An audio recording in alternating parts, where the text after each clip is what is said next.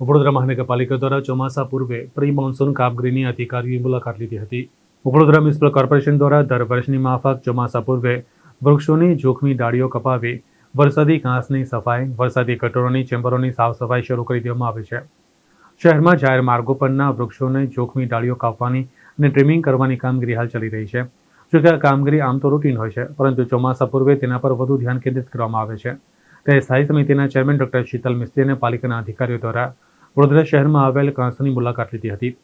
વરસાદના પાણીના નિકાલ માટે વડોદરા શહેરમાં આવેલ 3 મુખ્ય કાંસોમાંથી પાણીનો નિકાલ થતો હોય છે, જેને લઈને ચોમાસામાં વરસાદનું પાણી સરળતાથી નીકળી જાય અને ચોમાસું શરૂ થતાં પહેલા જ વડોદરા મહાનગરપાલિકાના અધિકારીઓ જાગ્યા છે।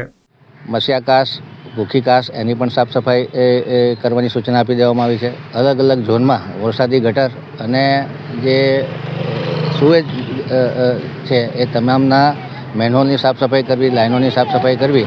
જે પ્રી મોન્સૂનમાં જો કામગીરી પૂર્ણ રીતે થાય તો જ્યારે ક્લાઇમેટ ચેન્જના લીધે અતિ ભારે વરસાદ થાય તે ઘડીએ પાણીનો નિકાલ સહેલાઈથી થઈ શકે અને પાણી ભરાય તો પણ જલ્દી ઉતરી જાય એ માટેનું આગોતરું આયોજન કોર્પોરેશન કરવા માટે કટિબદ્ધ છે અને કોર્પોરેશનના અધિકારીઓ મારા ગાઈડન્સમાં અને ઓબ્ઝર્વેશનમાં કામગીરી કેવી ચાલે છે એ પણ જોવાનો પ્રયત્ન કરે।